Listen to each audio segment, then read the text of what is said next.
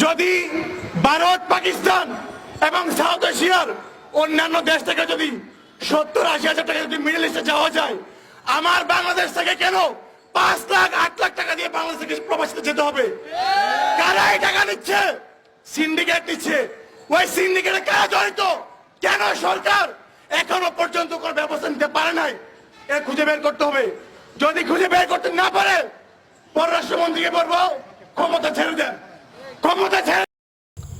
সবাইকে আসসালামু আলাইকুম, আশা করি সবাই ভালো আছেন। তো এই ভাইয়ের কথাটা তো শুনছেন, আপনারা সবাই তো শুনলেন যে প্রবাসে 60 থেকে 70 হাজার টাকা লাগে। তো আমি তো মনে করছিলাম আমি মনে হয় একা একা বলি কথা, এই কথাগুলা না, হাজার হাজার হাজার হাজার হাজার হাজার ভাইয়েরা বাড়িছে, আলহামদুলিল্লাহ, ঠিক আছে।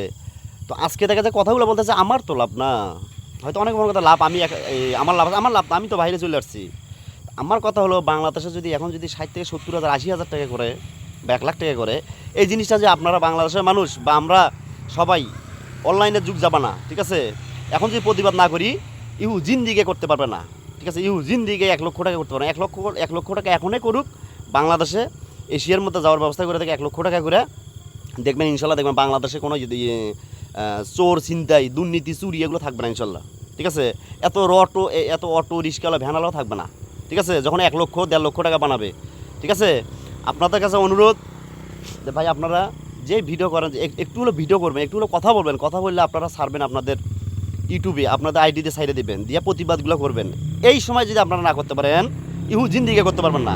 অতীতে যারা আইছে তারাও সিন্ডিকেট করছে, যেই স্বৈরাচার চলে গেলো সেও সিন্ডিকেট করছে। আমরা চাই না তো সিন্ডিকেটগুলো করুক, ঠিক আছে। লক্ষ লক্ষ লক্ষ লক্ষ মানুষ মারা যাওয়ার পর স্বাধীন হয়েছে আমার দেশটা, ঠিক আছে। আমরা চাই না তার স্বৈরাচার আইসে আবার সেই আগের মতন সিন্ডিকেট করুক। এই যেমন আমি 4টা লোক আনতে ধরছিলাম বাংলাদেশ থেকে, ঠিক আছে। মেডিকেল করছি, সব কিছু করছি, 3 মাস হয়ে গেছে, কিন্তু লোকগুলার আবার বসে বলতে আবার মেডিকেল করতে হবে। আমি কিন্তু আমার মেডিকেল দরকার নেই, ঠিক আছে। যার টাকা আমি 10,000 করে ফেরত দিয়ে দিলাম। তো বাংলাদেশে যখন অফিসে ফোন, এই দেশে যখন এজেন্টের কাছে, বসের কাছে ফোন দিলাম, এজেন্টে বলতেছে ভাইয়া চিনি তারা মাসালা বাংলাদেশ। আমার বলতেছে এই জায়গায় সমস্যা তো বাংলাদেশ সরকারে সিন্ডিকেট করছে এগুলা।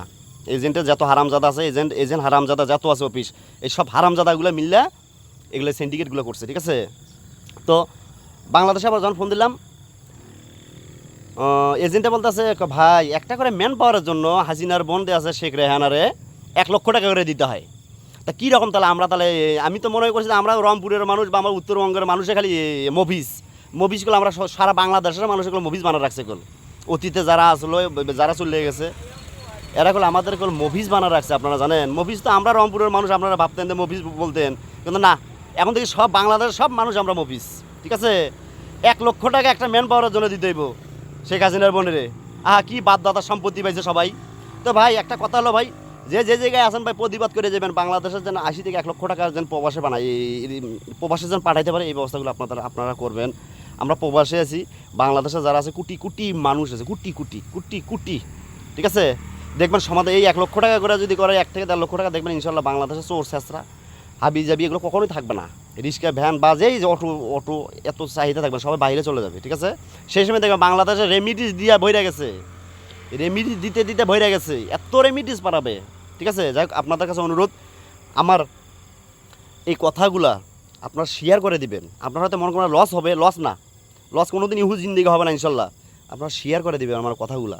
আর সবাই যে জায়গায় আছেন সবাই প্রতিবাদ করবেন, শ্রম বাজারটা যেন 80 থেকে 1 লক্ষ টাকা করে বা 1,20,000 টাকা করে, এর জন্য বেশি যে না করতে পারে, সবাই প্রয়োজনে জুতা মিছিল নিয়ে নামবেন, হারামির বাচ্চা করে পিঠে মারার জন্য জুতা মিছিল করবেন, তাহলে দেখবেন এই যে শয়তানের বাচ্চারা ভালো হয়েছে। যাই হোক ভাই, ভালো থাকবেন, ঠিক আছে। আমি আবার লাইভে আসবো, আর আপনারা আমার কথাগুলো অবশ্যই মানুষের কাছে পৌঁছা দিবেন, যেভাবে পৌঁছা দিবেন, আপনাদের কীভাবে পৌঁছা দেবেন আপনাদের কাছে আমি দায়িত্ব দিয়ে গেলাম। ভালো থাকবেন, খোদা হাফেজ।